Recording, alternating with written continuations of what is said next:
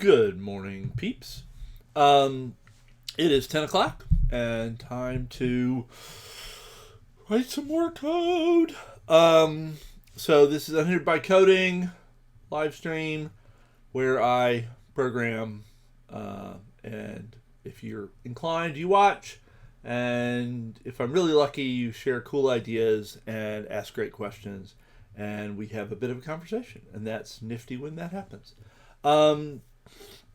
We are going to be working here for the next 2 hours on the ice-repos project, which is a combination using Rust with WASM WebAssembly to build a web app. We're using the Yew framework, and we're trying to build a web app to archive GitHub repositories, sort of batch archive GitHub repositories.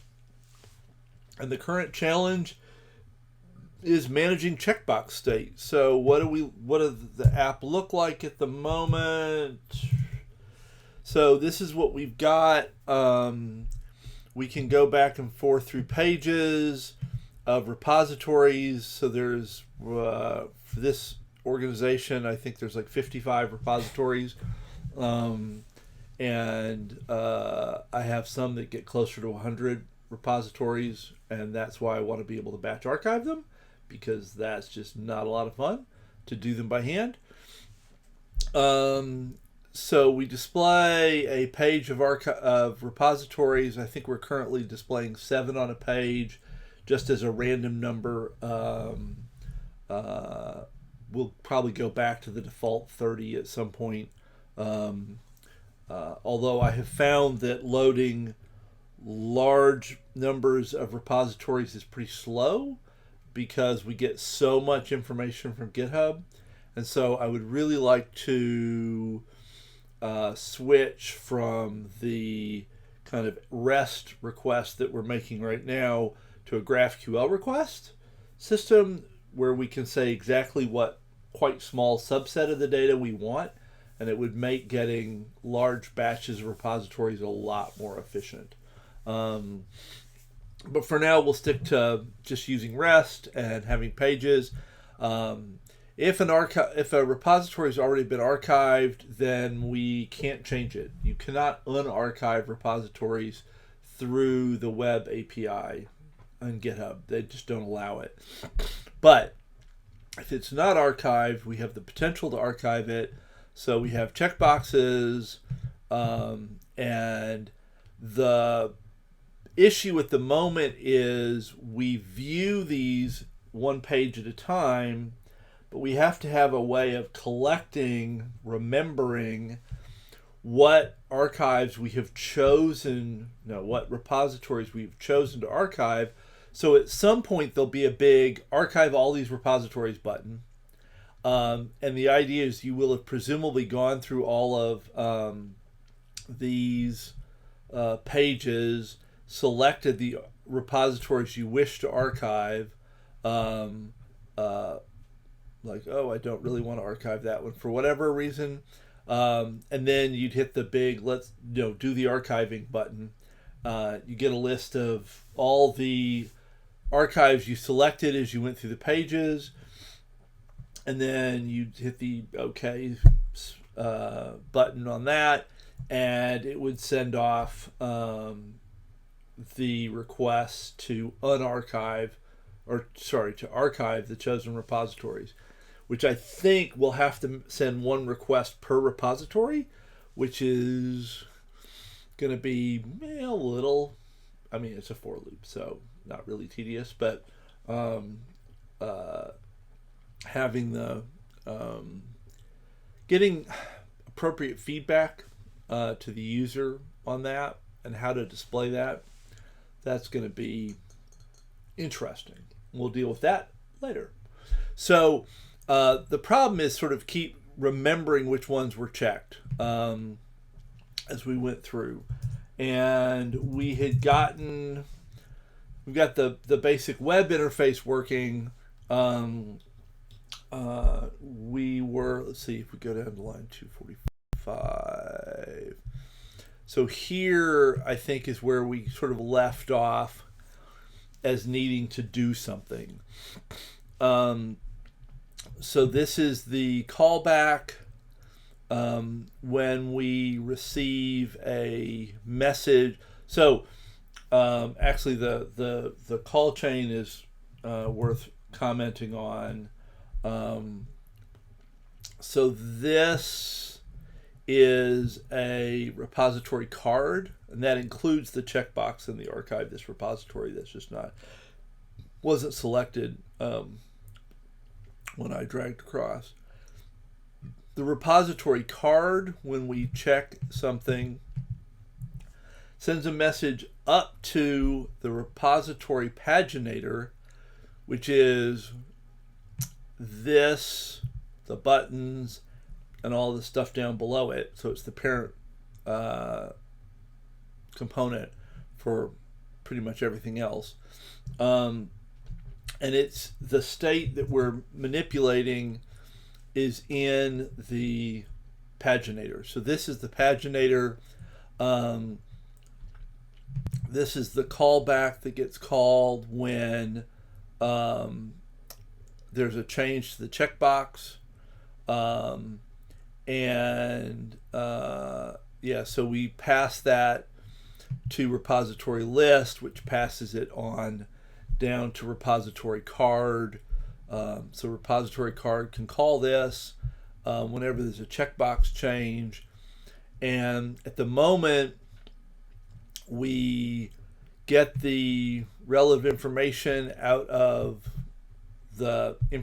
what we were given, which is the ID of the repository in question and the desired archive state.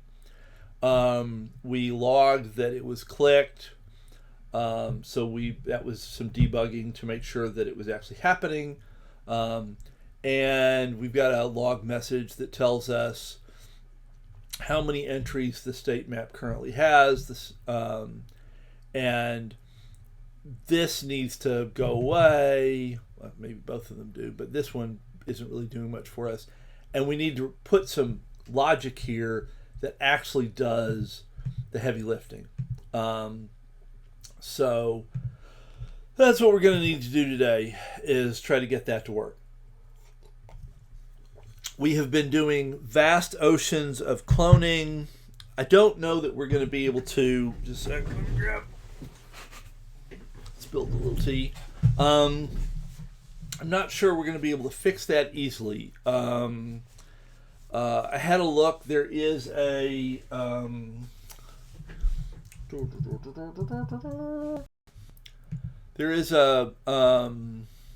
Rust Yew real world example app that's an implementation of basically a blog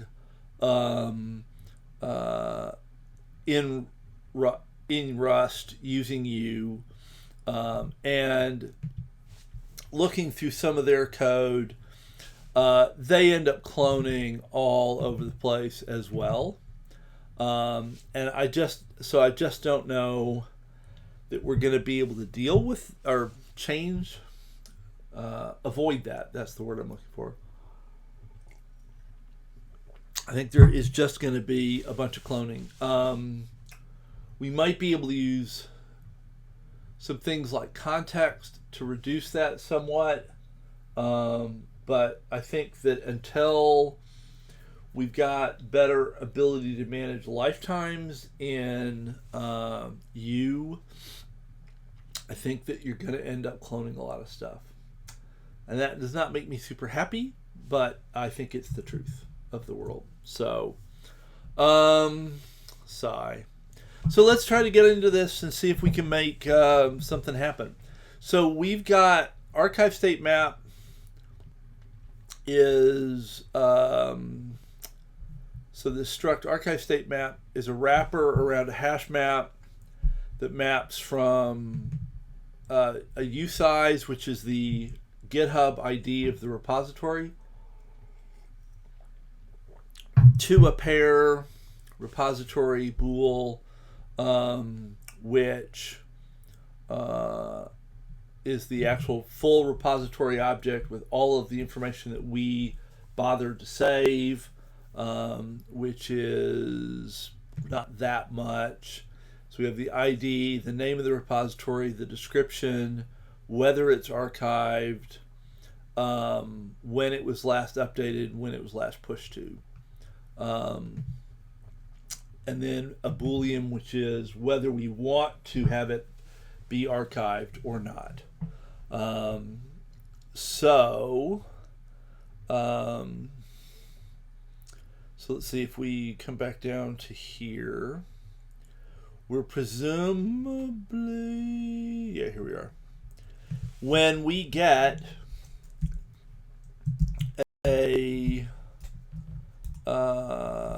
call that says, hey, I want to archive a repository or not archive a repository, depending on this value here, we want to update that in our state map. So actually having that is potentially useful.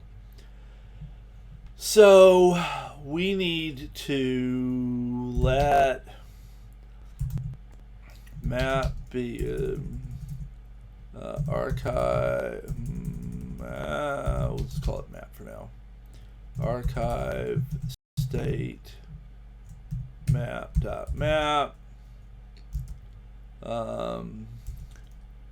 And then we want to set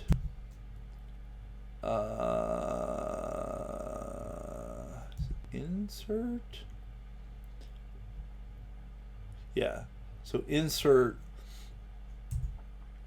lets us modify the state of the map, and the key is going to be the ID, and the value is going to be, come on, so desired archive state.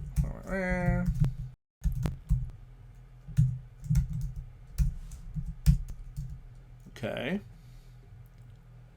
Now, then we want to say archive state map dot set map. Does that work? Without any clones? No, I knew it couldn't work without any clones. Okay, so what's the problem here? Oh, right. We need the repository. We need to have the repository and the Boolean, which means we're going to have to get the repository out of the map. So we're going to have to actually get that repository and desired state equal map.get ID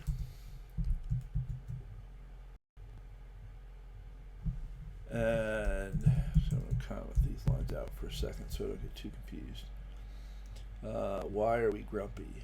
Oh, borrow ID and here. Oh, it's an option because if there is no entry with that ID, we want to, or it's going to return a none variant. Now, this is another place where technically I don't think this should ever happen, but so I think for now I'll just say unwrap, and we'll just panic when actually I'm gonna make it expect instead of unwrap because we can add a message.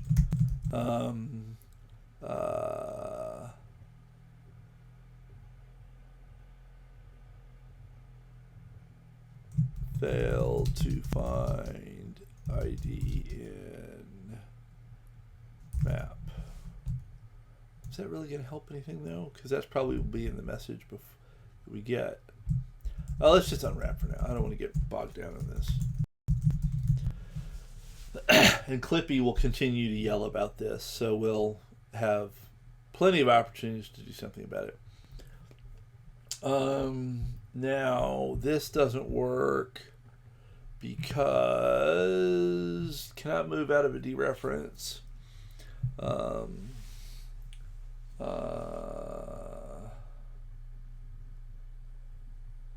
Consider borrowing. Borrowing seems to be a smart plan here. Can we do that? So what did it say? Put an ampersand there? Is that really going to work? Oh. It did. Well, that's kind of cool. Okay. So we're going to have a reference to the map so we don't take ownership of it, which is, if we can do that, that would be great, because taking ownership is where we get into all the cloning problems. So if we can have a reference, that would be spiff. Now, here, this... oh yeah, so now this needs to be repository desired archive state. Now oh, we got a reference to a repository here. Because this gave us a reference to these two things. And here we need a full-on repository because we need, yeah, so I think we're getting a cloning problem here, because if I make that, if I star that, I'm going to get an ownership issue.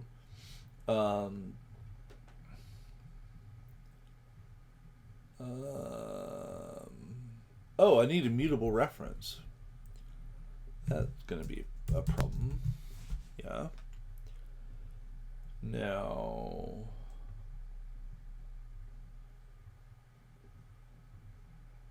oh, it should be and mute, not just mute.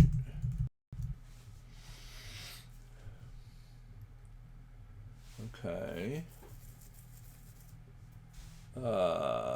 Types differ in mutability. So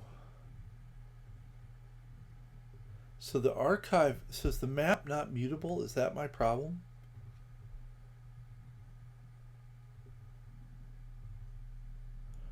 Right, no, because you don't make the fields mutable, you make the instance mutable.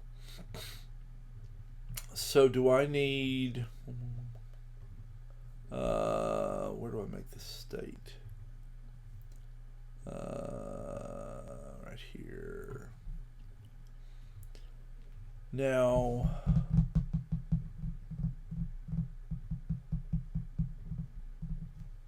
can I make that a mutable reference? Well, but it's a handle. So can I just make this mutable?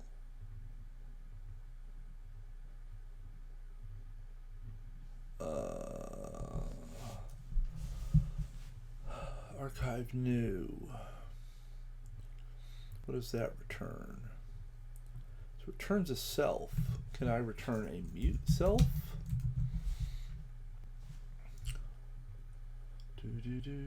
Oh, hey. Hey, Asitsu.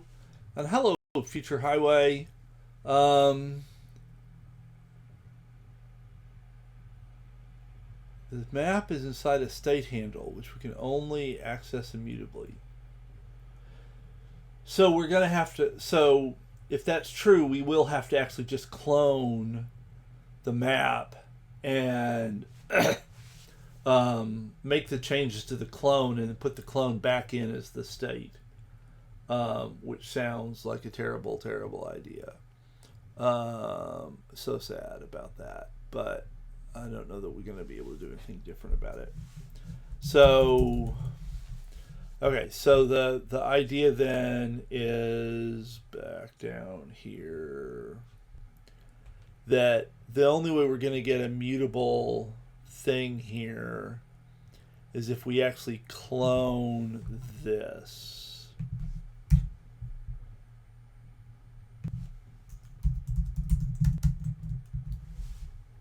Maybe.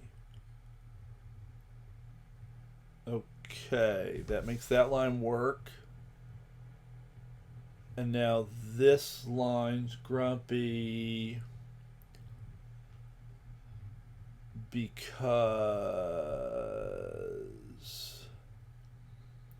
cannot borrow star map is mutable is behind an ampersand reference. Remove the ampersand on line 250. Oh, right. Yeah. And then, yeah, now we've got a hash map. We can do the insert.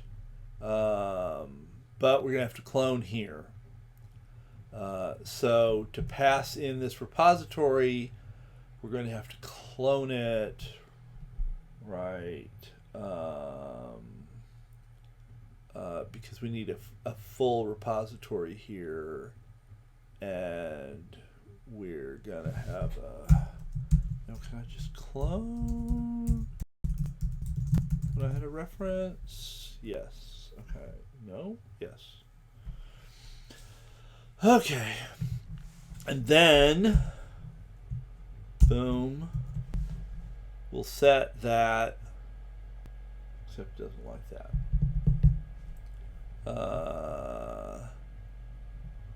Found struct hash. Oh, yeah, so we need to make an archive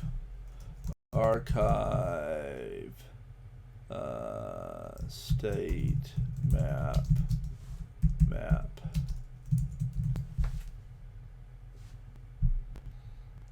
So we make a new archive state map and set that to be the existing state map. So yeah, these clones, and I don't know if you were here, Sitsu, when I was talking about this, but I was looking at this Rust Yew real world example app some, and they clone all over the place. In, you know, like clone, and this is updating tags, and we clone, and some of this is cloning pointers, so it's not that big a deal, but some of it isn't. I mean, some of it is cloning whole lists, vectors of tags and things like that. So it does sort of seem that we're stuck at the moment with a whole lot of cloning. And I think it was you that pointed out at the last stream that it was considered an anti-pattern to have a reference counting thing on the other side of a state. So I'm going to leave it like this for now, and we'll muddle through. I'm guessing at the moment the biggest performance hit is actually getting these huge JSON objects from GitHub when we make the queries that have this enormous amount of information about repositories, 99% of which we don't care about. And that if I really care about performance, probably switching to GraphQL, where I can say I want only these fields, don't give me everything, would probably have way more impact than any of the rest of this. So we'll see, but I'm not thrilled about the cloning, but I'm going to live with it. So, and actually it occurred to me as I was doing this, I probably oh, there's a get mute. Oh, thank you. I didn't see that. Thank you, Future Highway. Yeah, no, that would be way better than getting followed by inserting. I sort of wondered if there'd be something like that, but I didn't get it. That was a thing. So get mute returns a mutable reference to the value.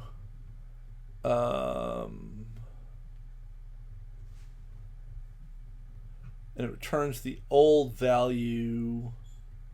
Hang on.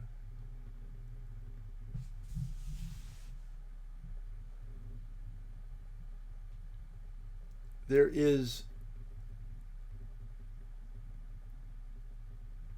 at the entry. Oh. So you think No.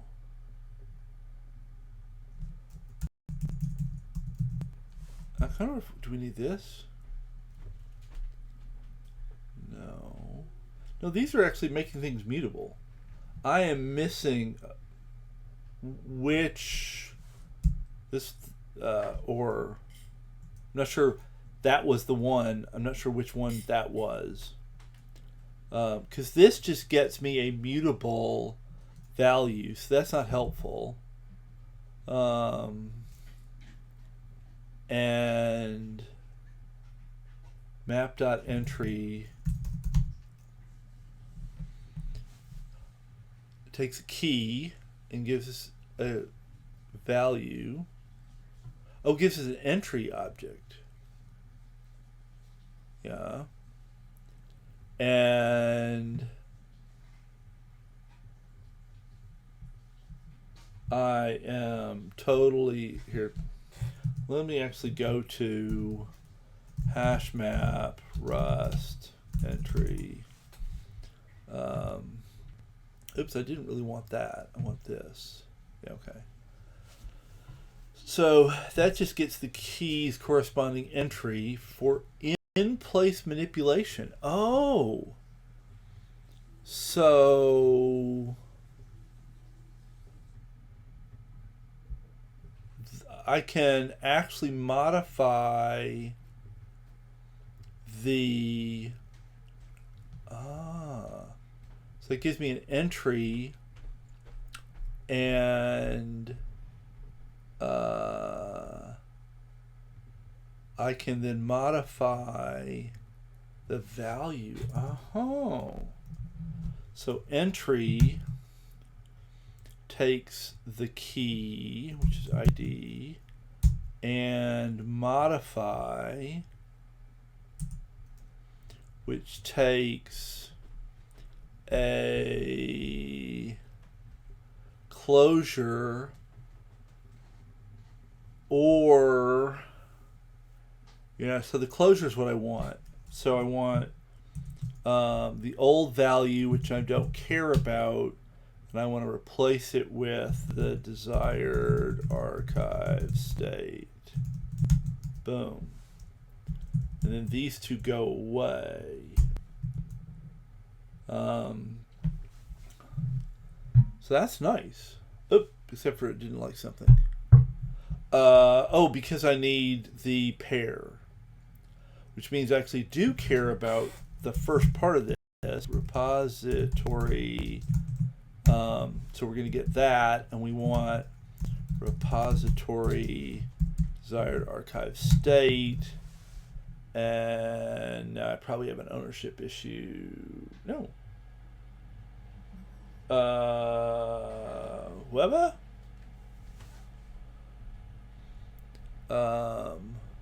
Says it wanted a empty type. Oh, do I need brackets around that? Oh, this actually modifies this directly. Oh, yeah. So I actually do need this name, and I'm going to set E.1, or not E, but P.1, whatever I call it, to be desired archive state.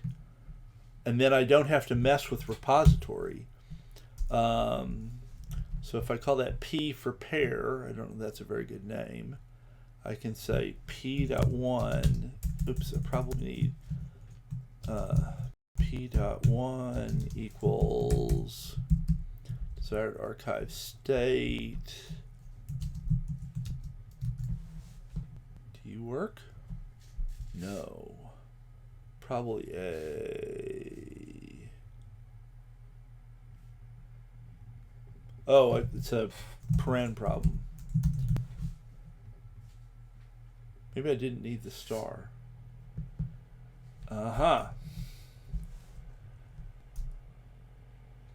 Although it seems to be working, but you don't think I need the star. Well, oops, you don't think I need the star. Yes, I didn't. Okay, cool. So P is going to be the immutable reference to a pair, and we'll just set P.1 to be desired archive state. That's pretty nifty. That was very cool.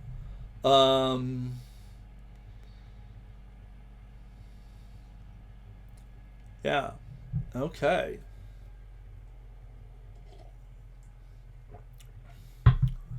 That's very cool. And then so that all happened on the clone of the map. So then we need to set the archive state map to be that map, that newly modified map.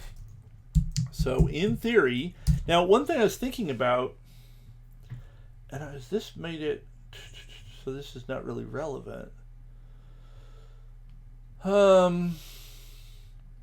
Like maybe we don't want to do all this stuff if the new state is the same as the old state. Now I don't think that's actually ever gonna happen, because in theory, if the two things are synced up, this only gets called if the checkbox changes, which means we'll need to change the state internally. So maybe it's not really worth doing an if check to see if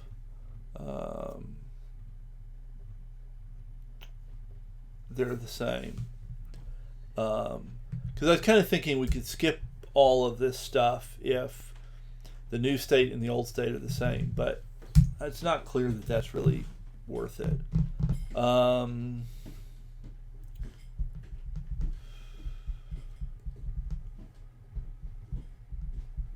So actually I am gonna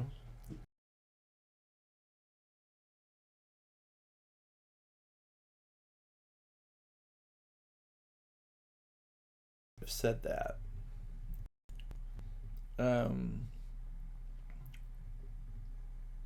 Yeah. Okay. And so entry returns an entry thing, and we say modify. What happens if there is no entry with value ID here? What does this actually do?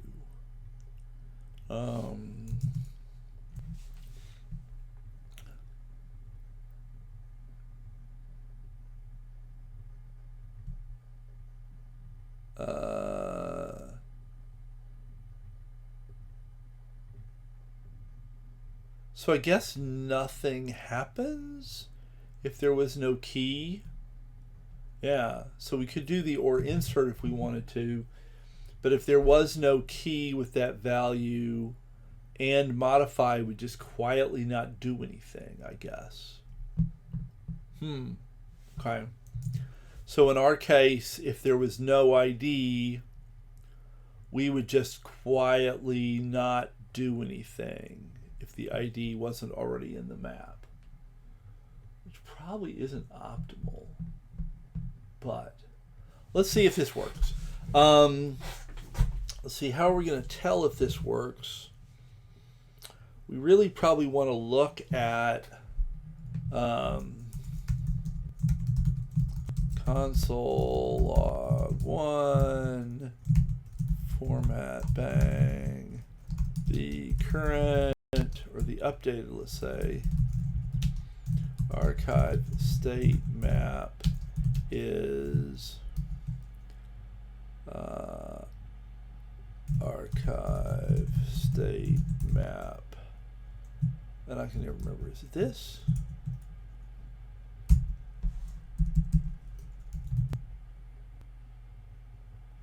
I never get the order of the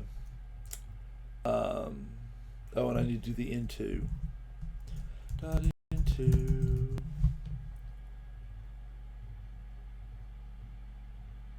There we go. Okay, well, let's see if that works. Oh yeah, so are we done compiling? Yes, we're done compiling. CSI 3601 S20. Submit. Develop. Show JavaScript console. In this lifetime. Thank you. So if I say boom. So the updated archive state is so we clicked 235 with the value false. So we got to find I guess actually it's the very first one. So 235 ending 201, and so we need archived false, and but this is true. And I would have thought that would have needed... but this is clicked now. Oh, weird. These are like not letting me unclick them anymore. Really? So they were totally unclickable a second ago. Somehow what we've done has made that not work.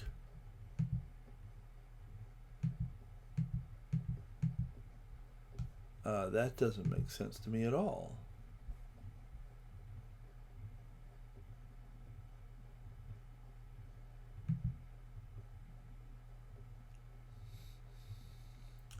Did I remove the code to change the checked attribute?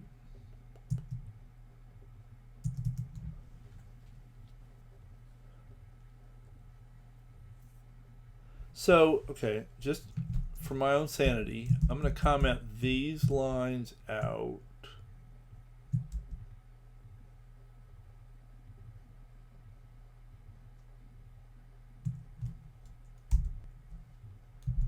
And now I think that the checkboxes will work the way I wanted them to, or expected them to.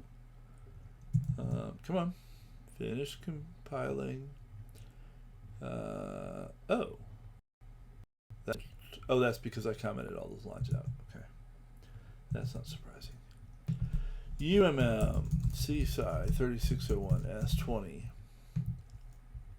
Now, without those lines, I can check boxes. Yet with those lines, the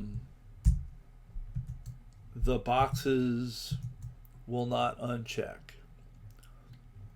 which means that somehow the state in the card... I think I get it. I think the problem is the card is reflecting the current state as we got it from GitHub, not the desired state as reflected by the map. And so because... But then why did that toggle before? Okay, let's go to the card and have a look. We'll walk our way through. So the card... the card props is the repository and a callback. And the repository contains the actual state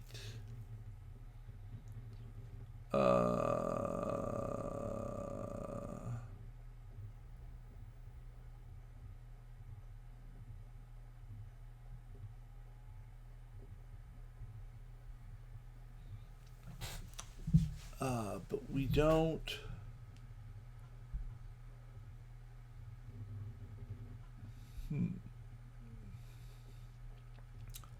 So where's the checkbox? So we have checkbox, we set it to be true by default. So I think somehow this is reloading.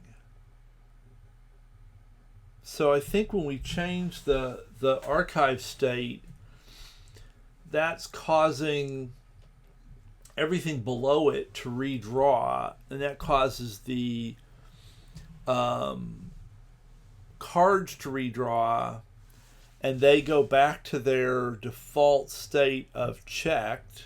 So that probably needs to be changed. And then that check propagates back up, and we get a new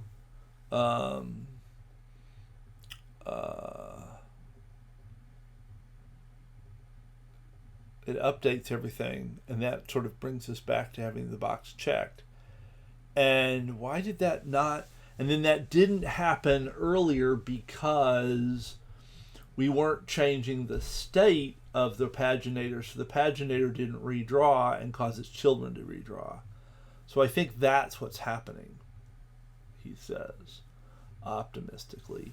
So I think maybe this needs to be not true here, but based on the actual state of the repository that we have been passed. Oh, but it's not even that, because the repository is going to only know what its state is on GitHub. We actually really want the state, the desired state. So the props that come in need to include the repository and the desired state so that we can use the desired state here. So we're going to have to pass the desired state down from the paginator through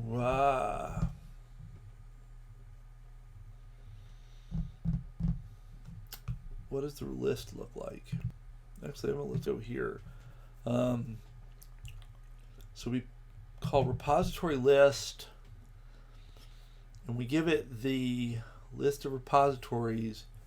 It's going to need to have the archive map as well, so it can look up the desired state of the repositories in the archive map. And then it would look up the desired state for a given repository here and pass that desired state into the card, and the card would then use that to set this checkbox. Wow. Blarg.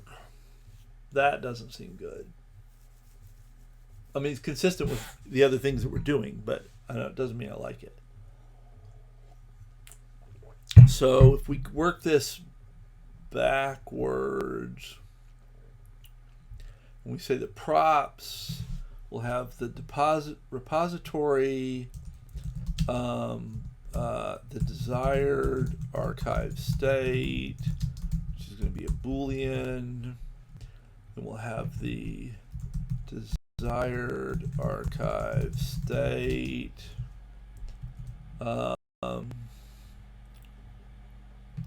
So let's pop you over there, and then this should be the desired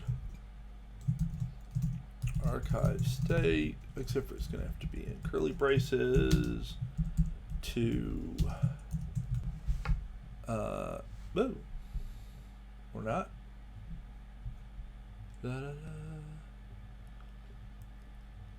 Oh, it's a reference to a bool. Well, fine.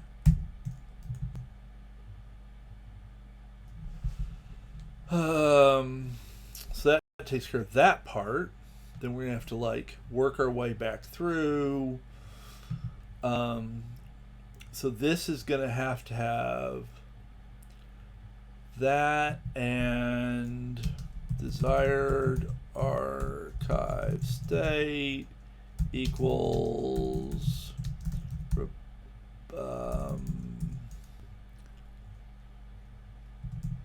desired state map dot get repository.id. Oh, that's not going to be pretty.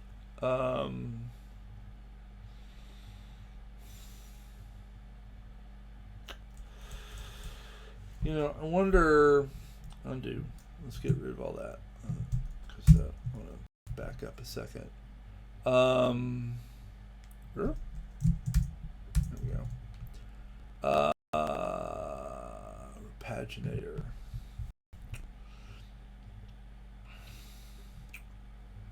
So I wonder if we want a little helper method here, because I think that would simplify a lot of things.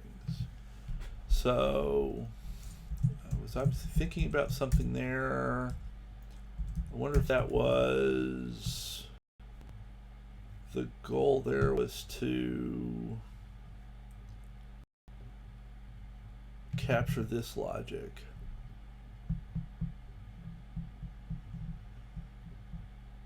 Which might not be a bad idea.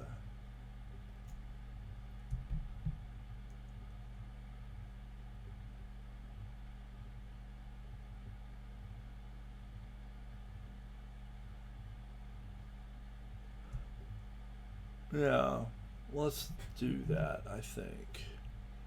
So, actually,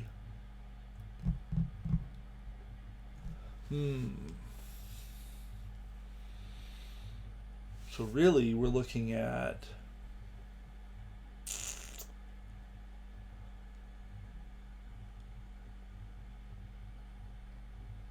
parts of all three of these lines. Let's come back up here. So we're going to return, well, let's see, so update desired state. I'm going to take a mutable self. Do we need it to be mutable? We have to clone it. Maybe we don't.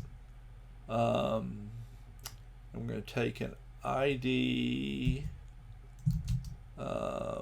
which is a usize, and a desired state, which is a bool. I'm going to return a self.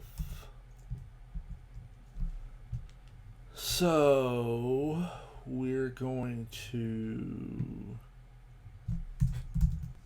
grab our map and clone it. Oh, I can't spell use apparently.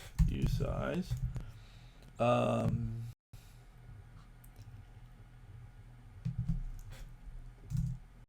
If I change that to that, these will match. And then I just want to return this.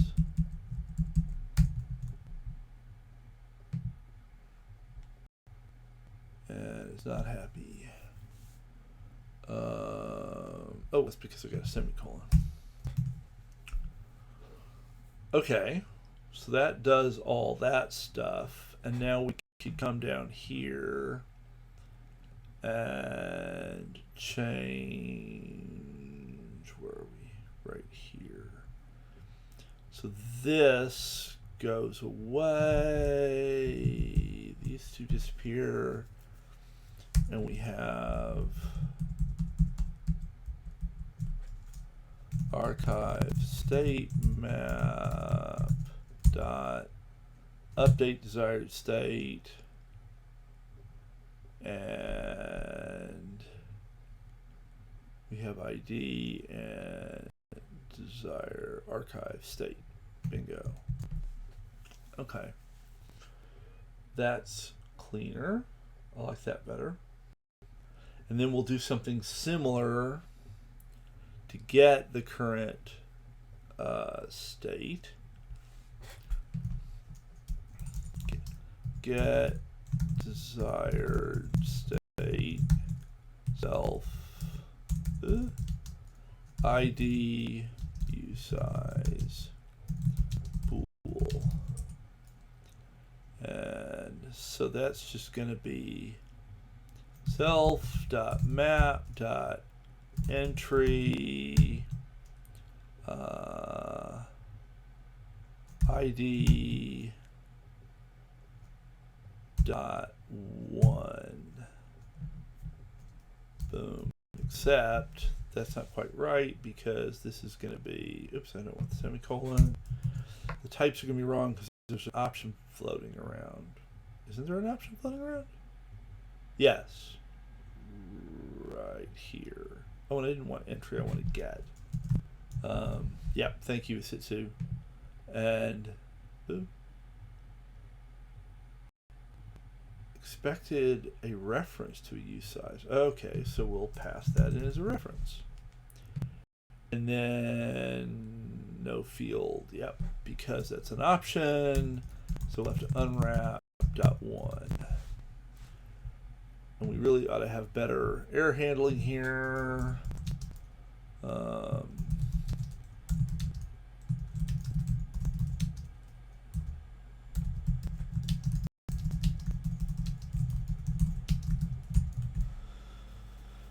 Which we'll come back to in another day. Okay. So now we can, if we come back to repository list, we can call get desired state.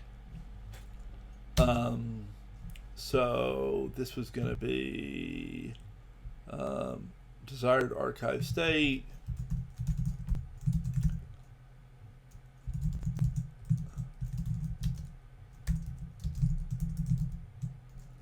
And this would be, we're going to have to pass the archive state map dot get, what do I call it? Get desired state. And we have to pass it the ID of the repository.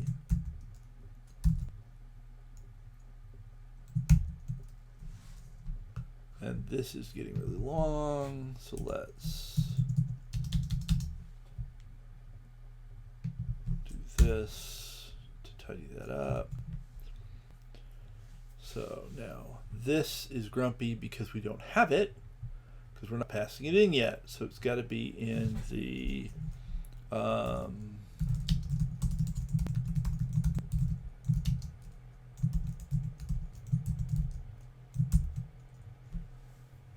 oh no, this is just going to be an archive state map.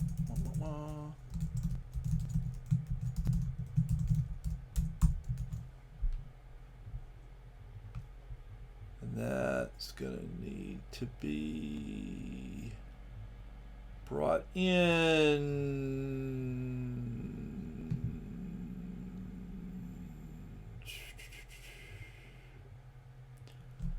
from here. Use crate.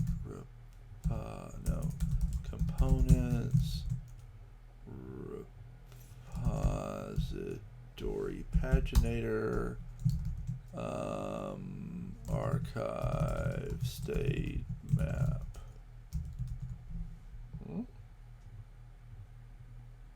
And I blew up the world. That didn't work.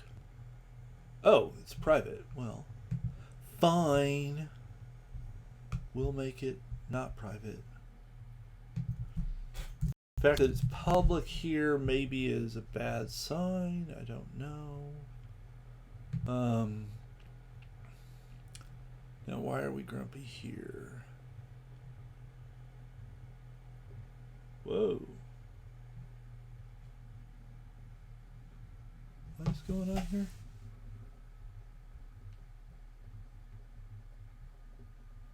Does this need to be partial equal eq? Why does this need to be partial eq? Oh, because it's in properties. And properties have to, everything in properties has to be partial eq. So, can we derive partial eq? And that seems happy. That took care of that problem. Now we'll have to say archive state map comma. There we go. So that's happy. Now get desired state. Oh, it's private. Fine, fine, fine. Interesting. Because I'm using it outside of this module, I need it to be public if we're going to be able to access it over here. I just made you public. Are you still... What did I do? Pub. Update. Oh, it's get that I wanted. Oh. Pub. And repository list is now happy. Okay. Now repository paginator is going to be grumpy because it's going to have to pass in yeah, here we're going to have archive state map.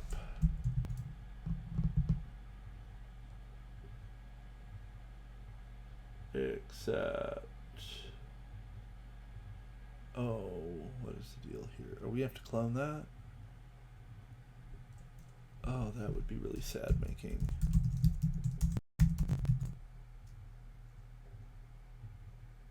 No. Oh, I think maybe the problem is I just can't use that label. Whoa! I didn't mean to close that. Well. There we go. So is it not, what's it called? Archive state map. Yeah. Oh, but now it's because of the clone. I have to say archive state map equals. No, maybe the clone was not the issue. Let me back up a second so I don't get ahead of myself.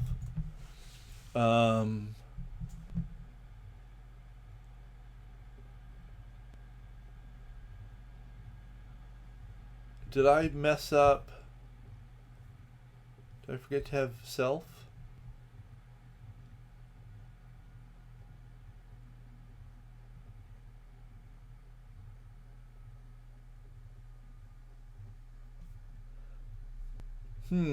Could I use a UseStateHandle in the prop instead? That's an interesting question. I don't know.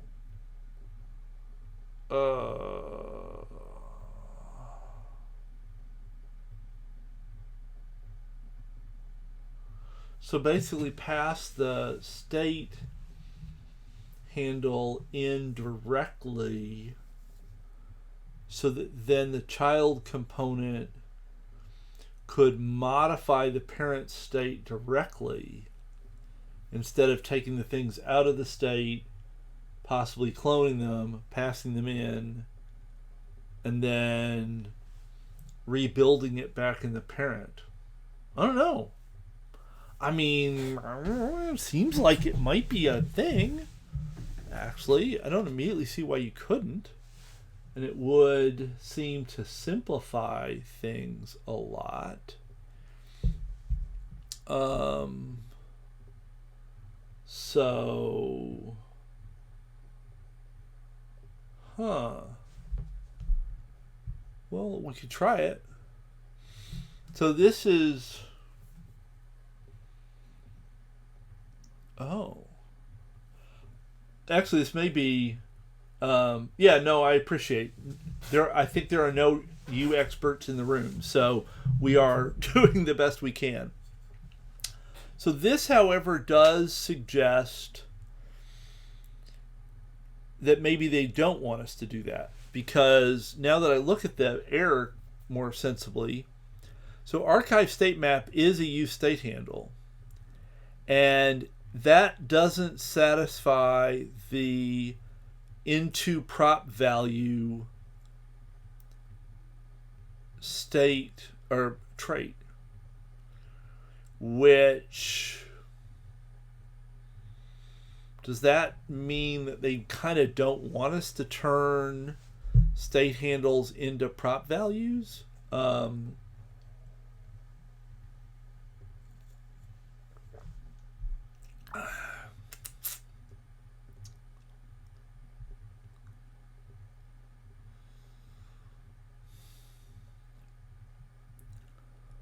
Or maybe I just need to change the types. So maybe the problem is that the list has an archive state map here instead of a UseStateHandle. So we could try saying UseStateHandle archive state map, because that's what this is, right? UseStateHandle archive state map, yeah. So we could say UseStateHandle archive state map. Now, is that going to blow up? No, that doesn't. And now this is unhappy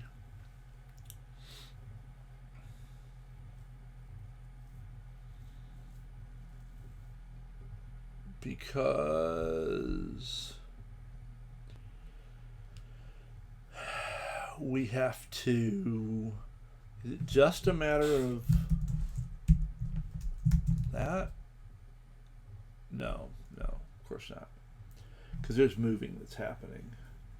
So the method call is, oh, am I taking ownership unnecessarily here? Yeah, I take ownership of self, and this should really be ampersand self. And that actually makes this problem go away. And I wonder if I even need, yeah, I don't even need the star. So we can pass it in. Whether it's a good idea, I don't know, but we can try it. So then we're failing 256. So this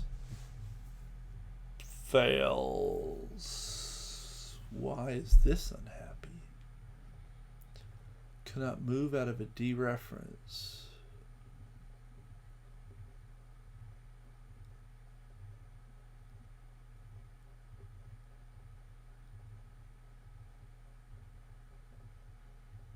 So update now is taking ownership because it receives self. So, and actually, I guess then this really just can be a reference because we're going to clone the map and make a new one anyway. So we don't want to take reference or take ownership. And that does compile. Okay, so neither of these want to take ownership. Now, this does want to take ownership because we're modifying the list of repositories internally. So, hi, Sea of Films. Welcome. Thanks for joining us. Okay, so this all compiles now. Do I believe it works? So let me actually walk through just for my own sanity. So the paginator is going to make a list that's got the list of a cloned list of repositories because cloning. And I mean, is this a thing where if this was a reference, No, then we get into lifetime problems. If I make that a reference, we get all kinds of lifetime noise. Um, yeah, and then we get into all kinds of problems because we can't specify lifetimes in Yew components. I don't think. So okay, so we're going to pass in the list of repositories for the current page, the whole archive state map as it exists at the moment, and our callback. Repository list is going to loop over all the repositories and make a bunch of repository cards. It is going to, so we've cloned the list of repositories, and then each of the repositories themselves gets cloned.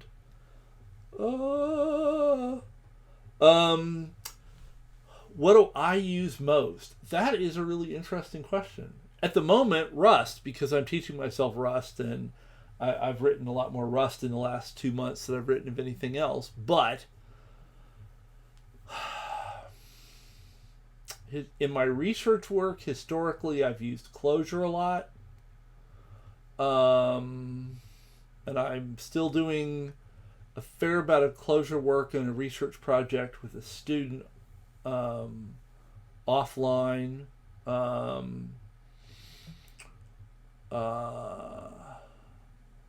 I have used Java a ton over the past 30 years. I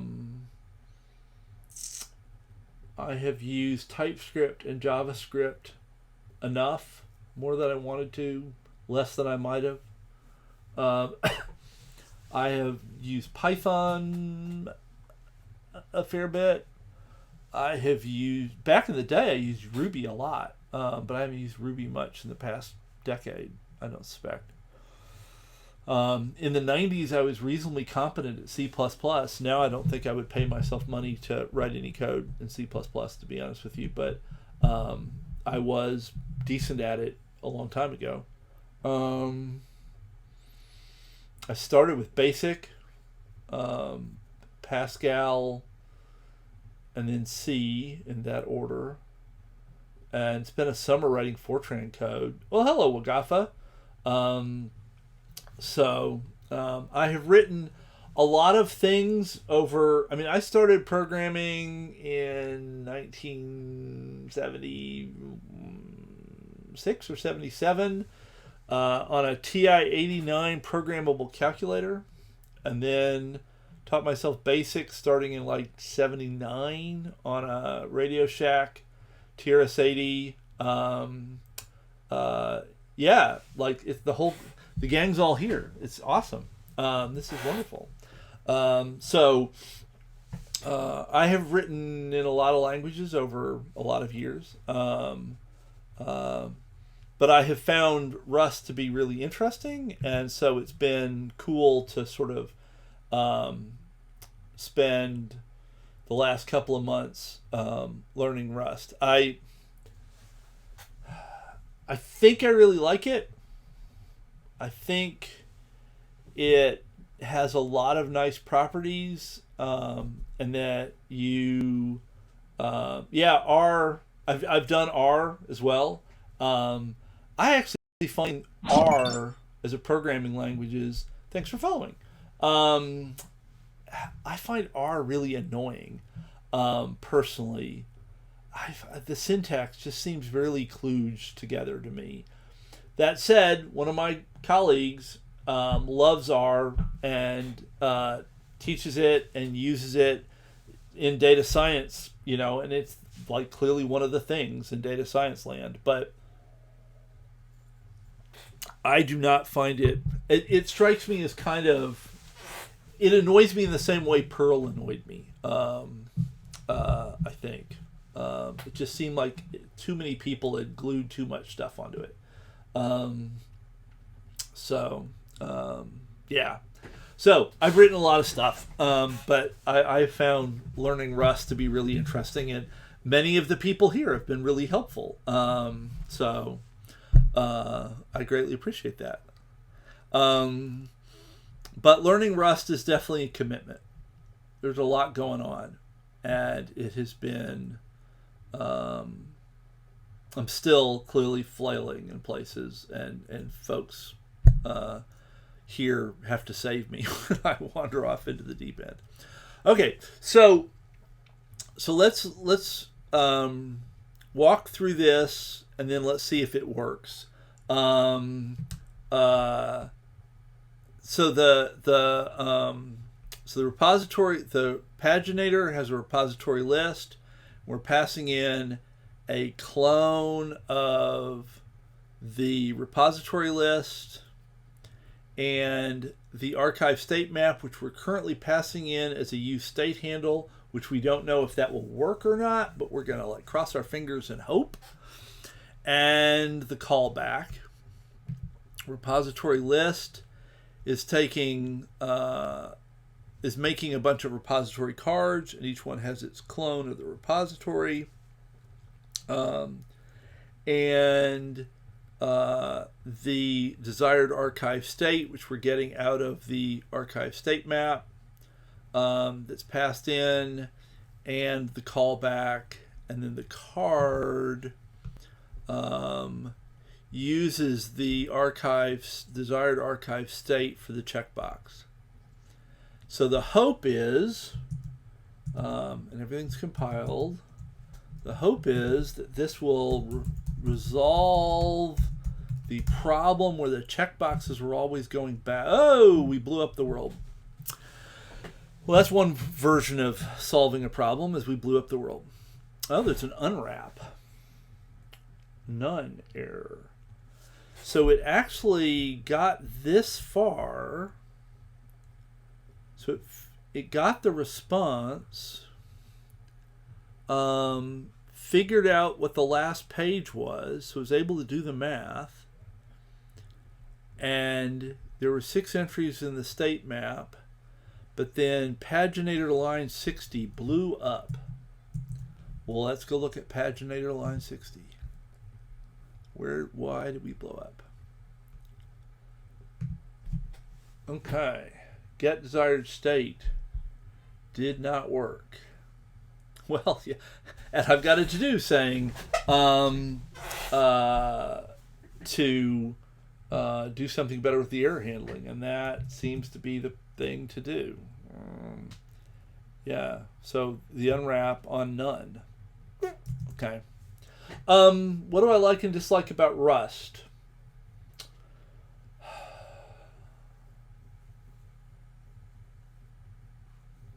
I think, oh man, that's a long question. I think Rust is.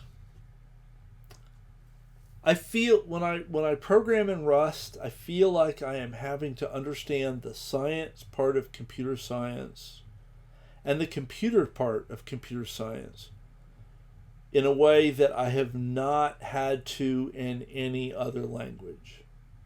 And I have yet to sort of turn that into something more clear than this sort of vague slogan-y thing. But I think you kind of have to understand computers in a way that a language like Haskell or Clojure really hides a lot of the computer stuff from you through things like garbage collection. So I was a math major as an undergraduate, and I like things like Clojure and Haskell because they appeal to my math person. And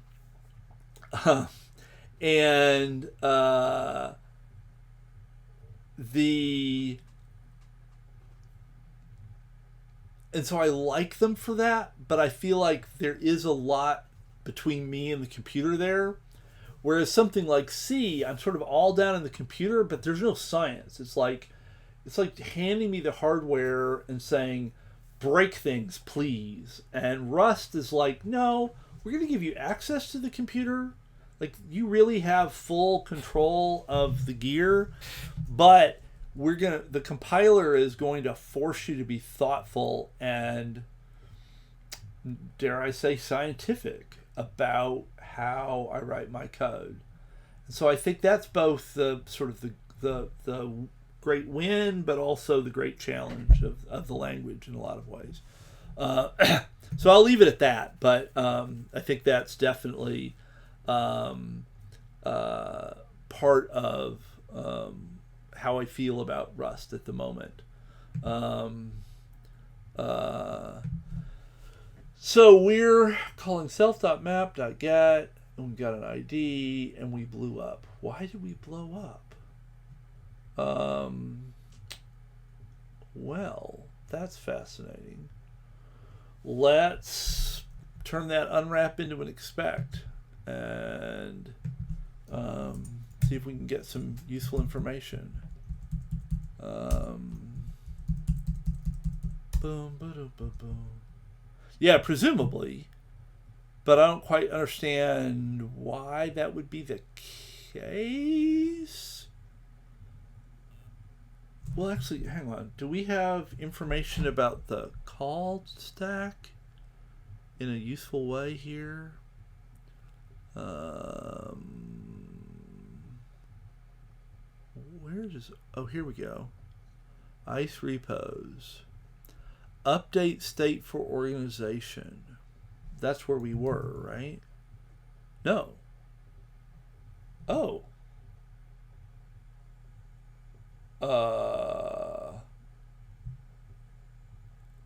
Okay, so update state for organization must be calling that.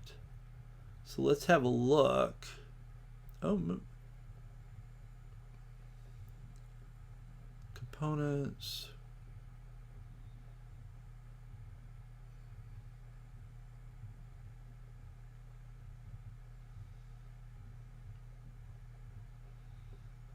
Yeah. Get desired state. That's where we blew up, right? Because that's what we're... Yeah, that's where we are. And...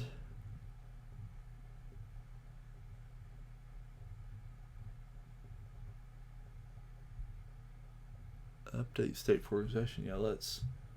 do I like the prefix notation? I don't mind it. I mean, I think it's a thing. So what was I looking for? Update state for organization, and that's in the paginator. Update state for organization. So this is the callback. Oh no, this is where we do the HTTP call. And so somewhere we're calling, and it's where'd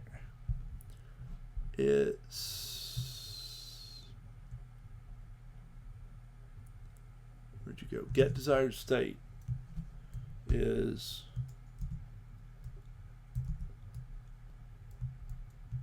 get desired state, get desired state. What? Nobody calls that here at all. That's weird. So that's there. And ice-repos. That's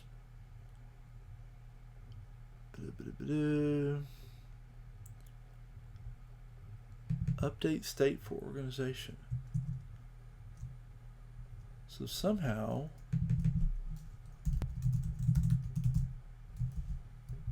this code is indirectly calling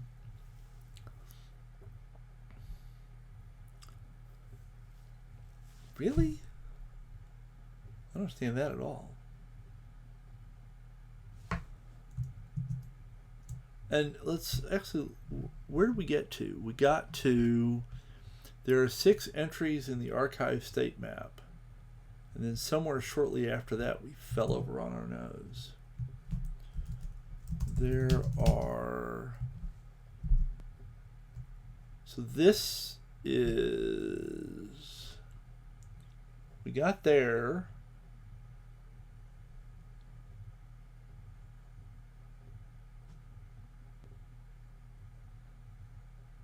And then here we generate, oh, because this is in a callback. That might be why everything's sort of turned around weird.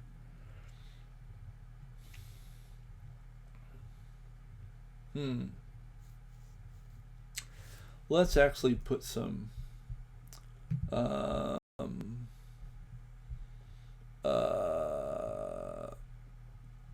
let's change this to an expect with some useful information in it. Okay, so I want like format bang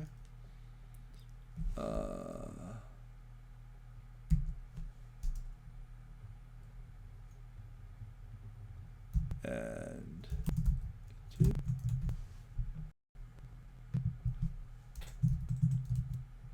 yeah. So we want, oh no, that the into's wrong.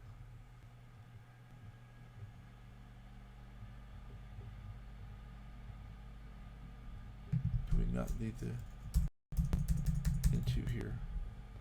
La la la la la. Okay. I'm always getting. So expected a string reference, found a string. Add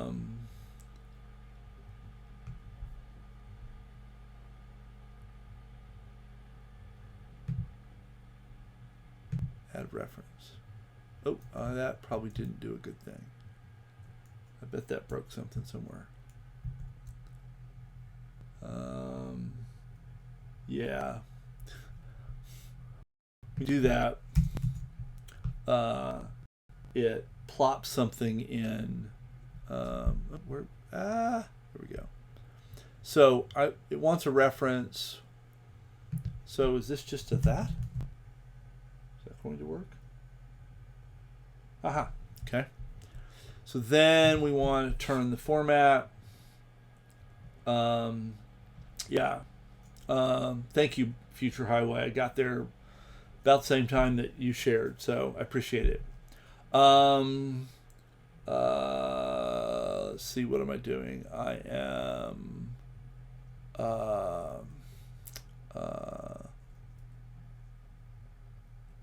the state map self should contain the ID. Boom. Right? So that compiles. Now what happens?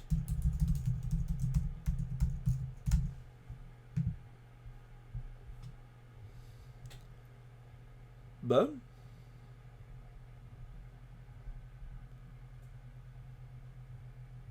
Okay, this is my expect. The state map should contain blah.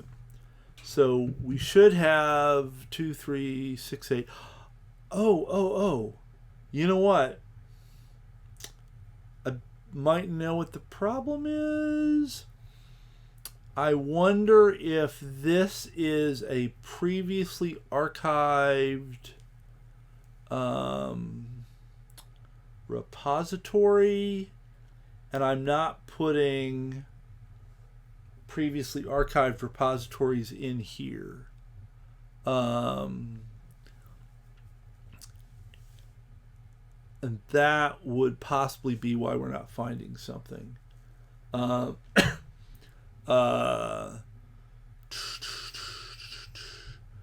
a little tricky to like hunt this puppy down.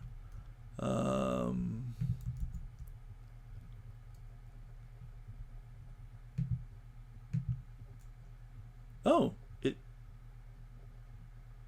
is in there. Oh, so this is the whole repo state. Okay, good. So then we ought to be able to figure out If and archived is true on that, but oop, right there. So that's, I think, the issue is that that repository was already archived. So when we attempted to look it up, it failed. So that's interesting. So either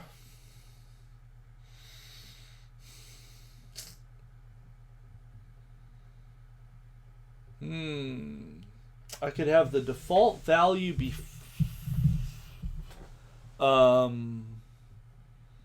set the default value to what would make actually setting a default value here doesn't really make sense. I think we just don't want to call this if we have an archived repository. So basically where we call get desired state, we need to make sure that we don't already have, that repository isn't already archived before we bother doing it. And that's happening presumably in the card. We're looking up get desired state right here to pass it in.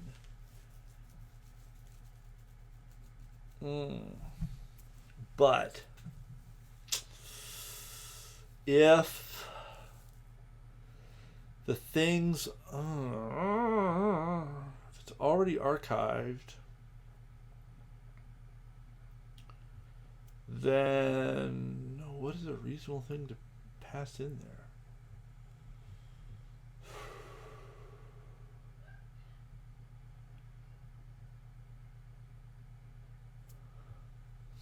I was actually just wondering if an option was the right thing to do. That we could say some or none, and yeah, so we could just have get desired state return an option, which it kind of wants to do anyway, since looking things up returns an option in a map. And then we could just pass that here, and none could indicate that the archive is already the repository is already archived. The other option would be we could create a state for desired archive state, which is an enumeration that's got already archived, to be archived, to be left alone. That's probably too long a name, but we could actually do something like that instead of just using a Boolean, and that would be similar to the option approach, but would be more readable because we wouldn't be using none to indicate that we don't want to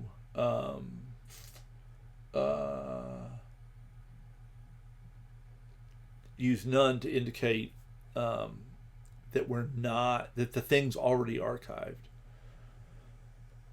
We might need a match. I don't know. I think that figuring out the I mean, if we don't go with the option, we could just do it all with ifs. But I do feel like an option or an enumeration would be the better. Yeah, it's going to require some more changes because I have Booleans all over the place.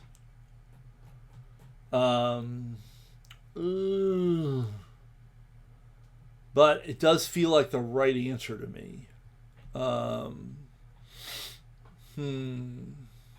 Well, let's see. If let's go back to repository. So get returns an option, and .1, we could do a map on this option to extract the dot one and leave the none variant alone, and then have this return that option. I wonder how many places that's gonna be a issue. And maybe it won't, maybe even if we made the enumeration, it wouldn't spread that much, because maybe this is sort of given us a single point to have to deal with that problem. Let's try the option. Yeah, I think I agree that maybe we'll try the option here, and then we're going to be able to get rid of this expect, which I'm going to just leave here as a note to myself for the moment. And then this is going to be dot map, and we're going to have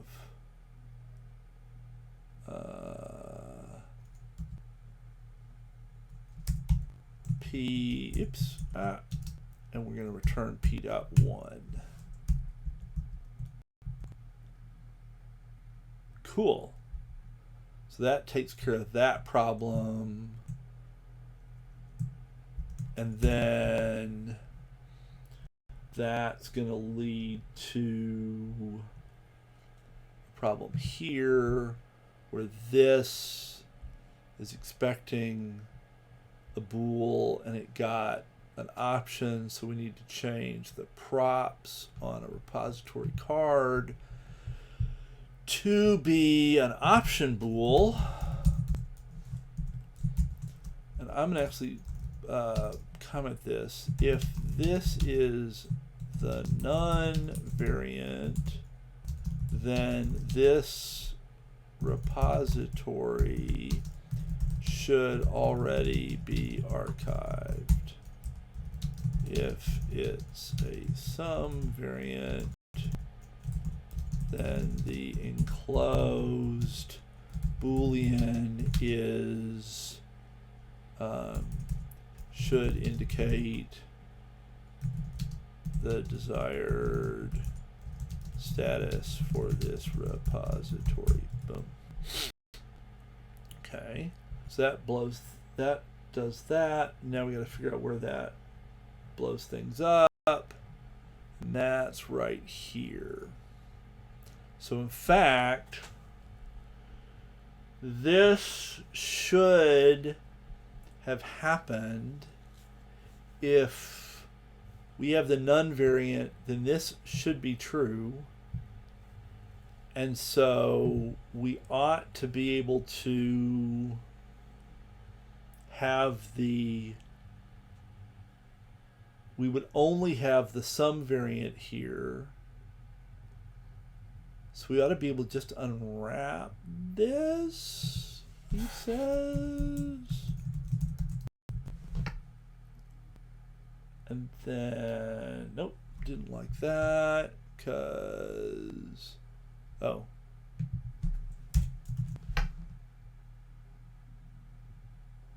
And, okay.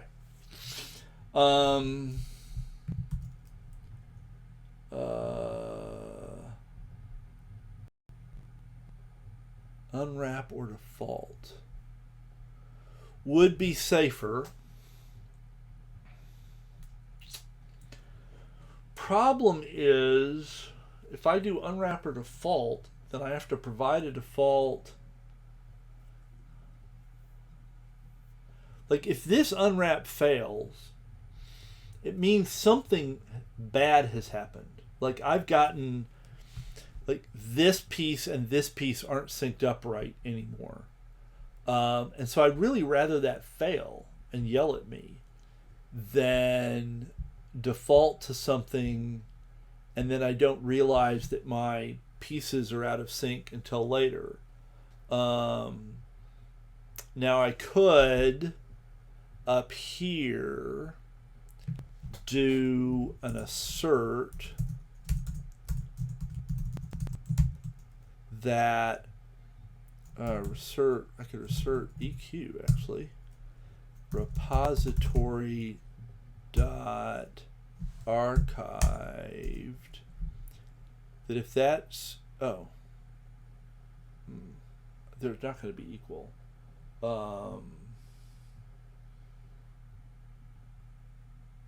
That if, so actually, maybe what I want to do is say if let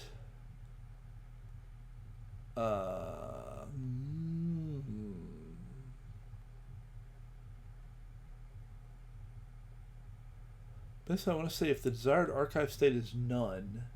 Can I do? Does that work? Oh, apparently it works.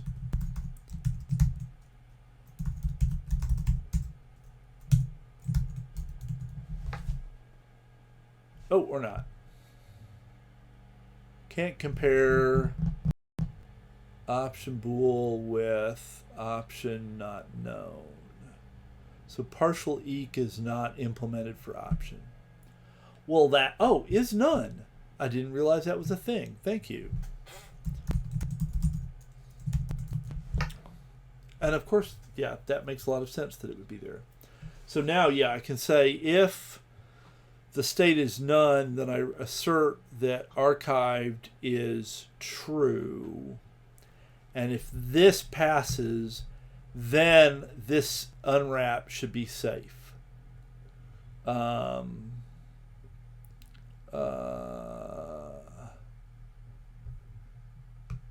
So I make a note here that this, if we pass this assertion, then the unwrap, actually we'll write the whole thing, desired state, archive state dot unwrap in the HTML should be safe. Okay. And one of the things to go back to C Film's question about, what I like and don't like about Rust. This is actually one of the things that I really like about Rust. That Rust forced me to really think about the logic of when this unwrap might be, when it should be acceptable and when it might break. And at least in my mind, it sort of encourages me to think about that sort of stuff carefully and do checks like this so that I can safely unwrap down here and not have to worry about it. And that, I think, is kind of nifty. And I've noticed this the other day, and I haven't gotten back to it. I probably ought to replace most of these unwraps with unwrap throws that will throw a JavaScript exception instead of a Rust panic. And I think then you might get better information in the console. But so let's see if that fixed the problem. Let's hope. Are we compiled? We are compiling. Does it work? CSI 3601 S20 go. Okay, it didn't blow up. That's good.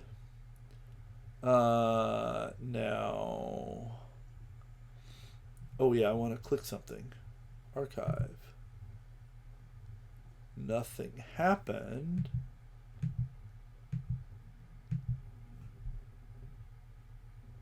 Oh, I'm filtering.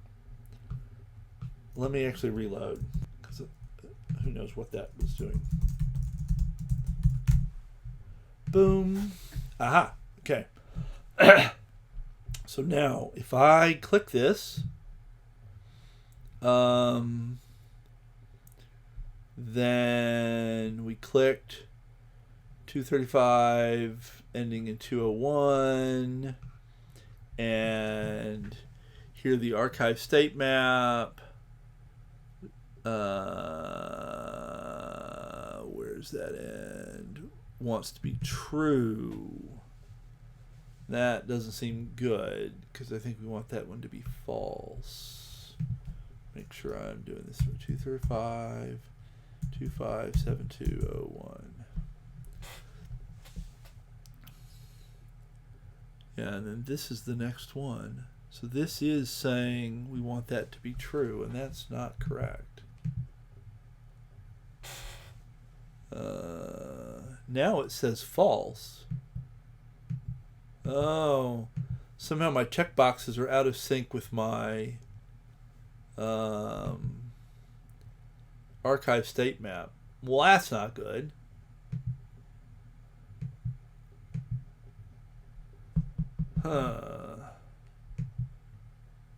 Now, if I do Yew, now we clicked. It's the same one. Oh, that's because we're still filtering. So now we click this guy. And that goes down to here. And it's true when it should be false. Yeah, so it flips back and forth out of sync. I feel like we're so close. But we're not there. Okay. So card does the checkbox based on the desired archive state. Oh, and interestingly, that did all come out as true initially. If we load a new card, yeah, everybody's true, which is good. So this is, I think, displaying things correctly. Now we emit the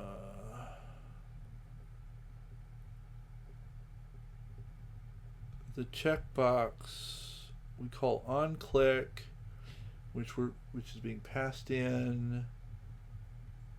No, it's right here,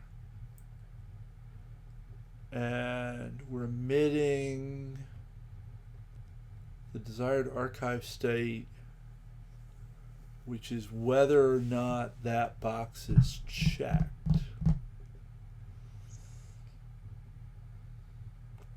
And that box should be unchecked at that point. Right? So, I don't know, let's console log this puppy as well. How do we console log things? Oh, come on, find me a console log. Web, there we go.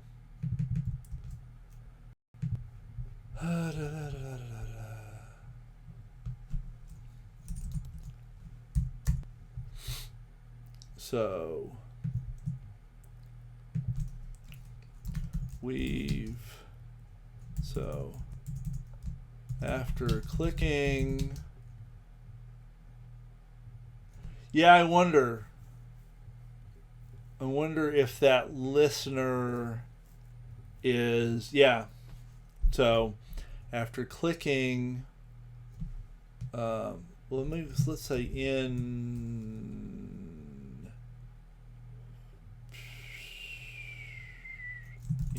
mouse event callback, desired state is desired archive state. Okay, so in the mouse click, that's the case. Let's go have a look and see what happens.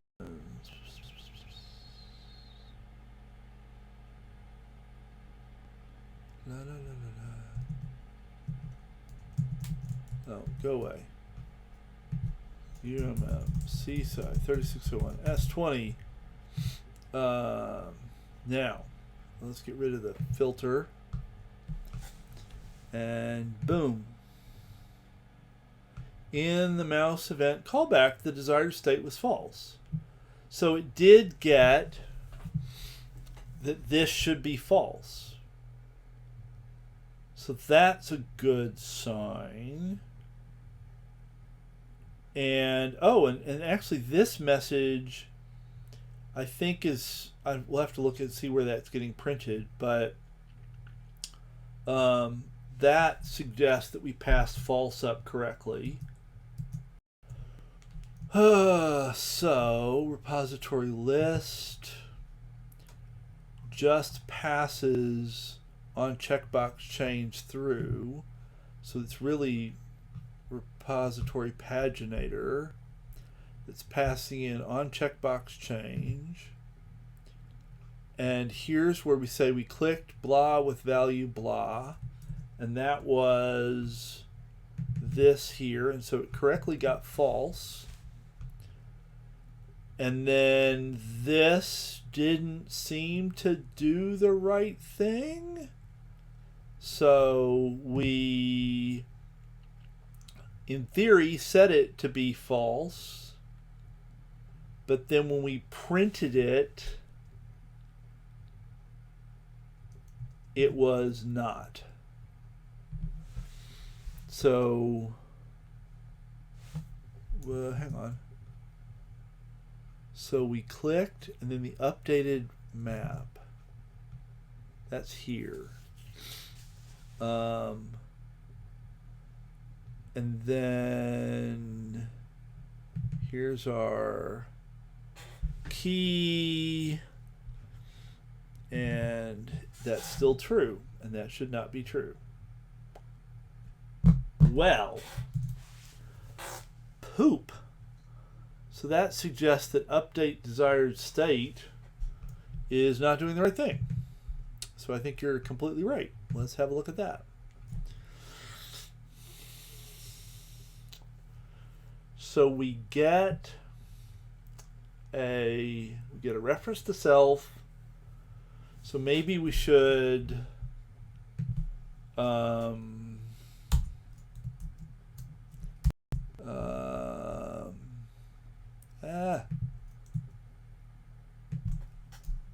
updating ID to desired archive state.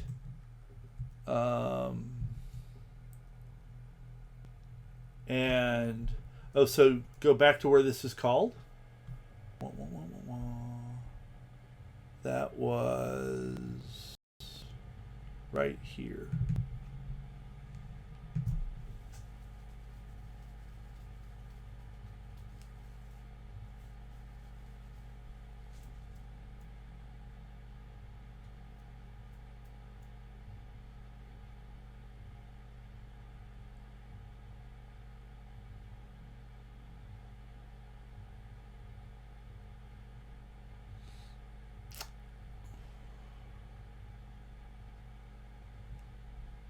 Yeah.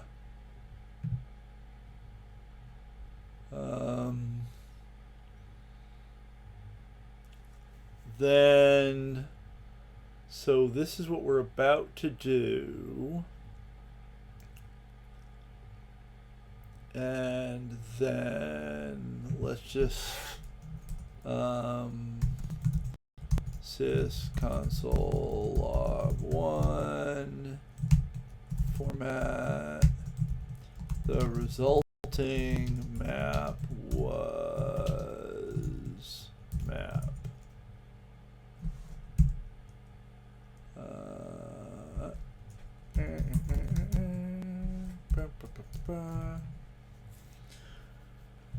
Okay, so let's see what that tells us.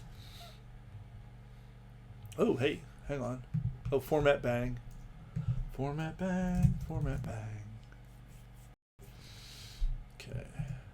Oops, and it still is fussy.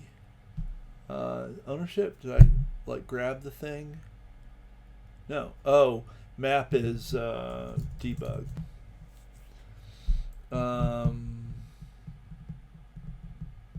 So Good question, Future Highway. I think the answer is no, but given that it doesn't work, my answer is that the toggling's happening in the actual in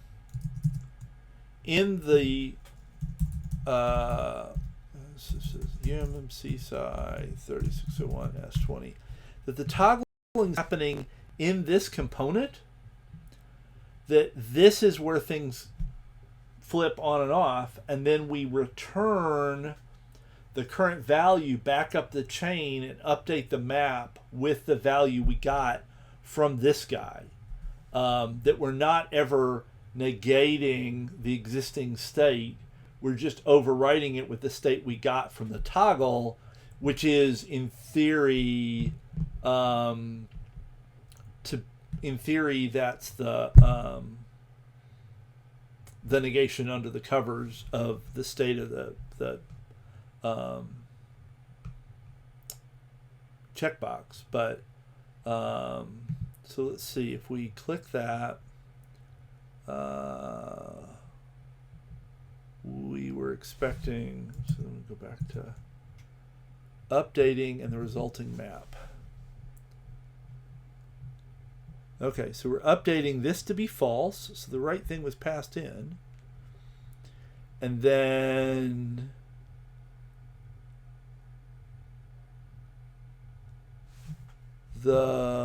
this is the map. Well, now this has got a false here.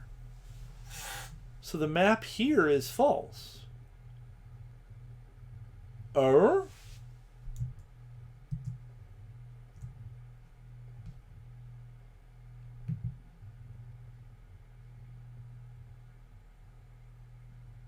That's weird.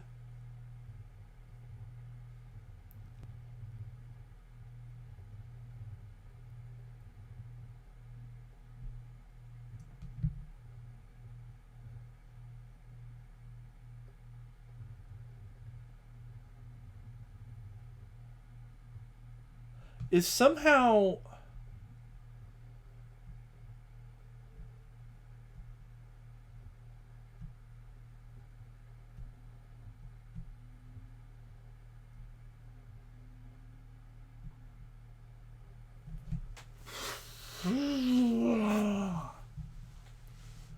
yes, I'm cloning the state map.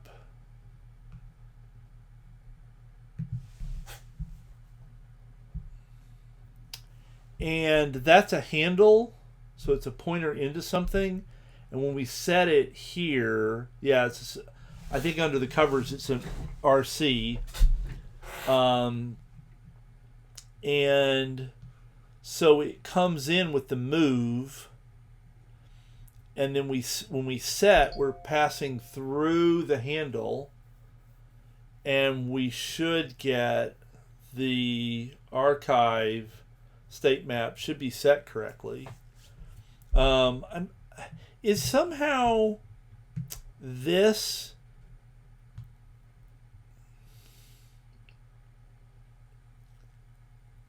the fact that this returns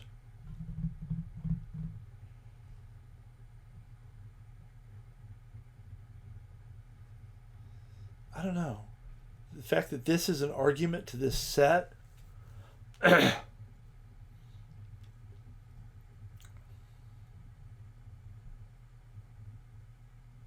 that somehow the issue? I mean, I kind of don't think so. But what if we say new map equals that? New map. And then we can log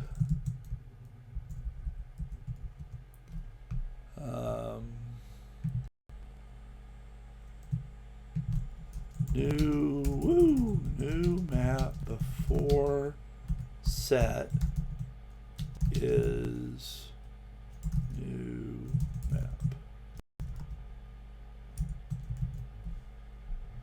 And then we will have the new state map down here. Let's see if that does a thing. Oops. Make sure we're compiled. Ba ba ba ba da ba ba ba ba ba da ba ba. Doodly dee doodly dee. There we go. UMM. Seaside 3601 S20. Go. Now, boop. So we were going to look at new map and the updated archive state map. So this is the updated archive state map. Here's the new map. And there, this is false, as it should be. And the archive state map, here's the key, but it's true.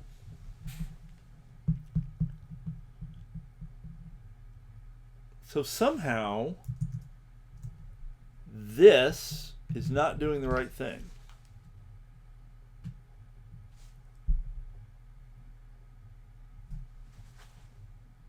Well, that's weird.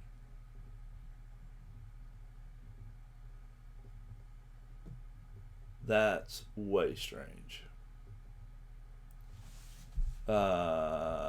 Set takes a value and replaces the value. Well, that's very exciting. There's a value. Take it. Replace with it. Blah.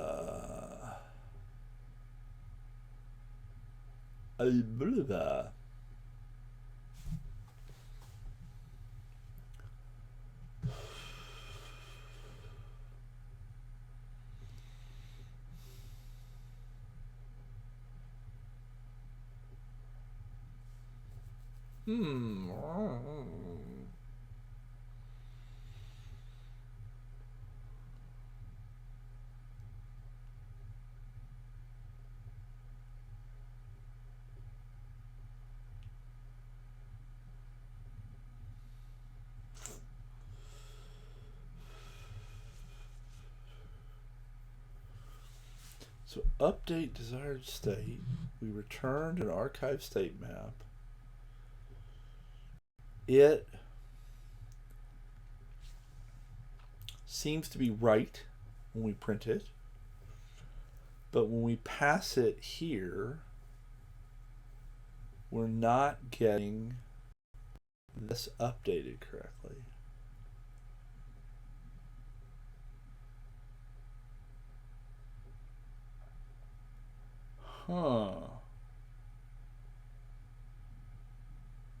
That's a fascinating question.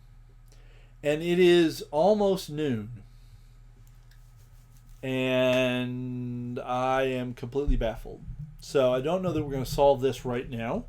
This might become a problem for Saturday. So updating the state creates a new RC. Oh.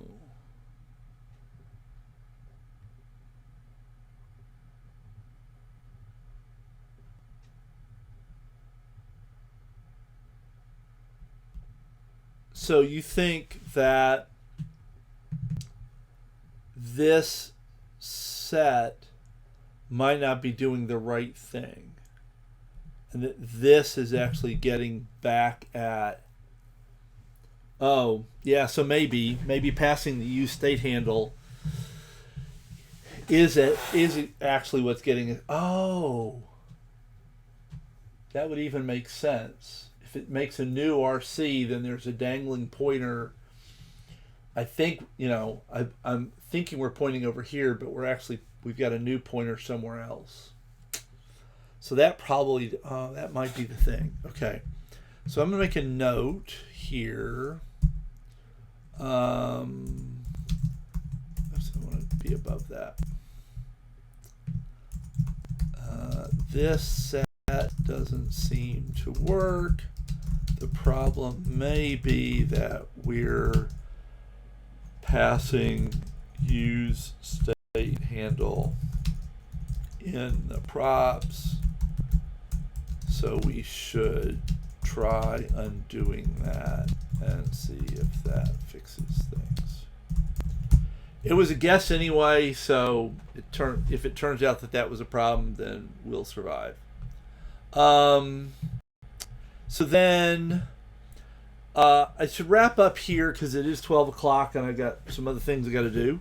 I should let everybody know that I will not be here this Saturday morning.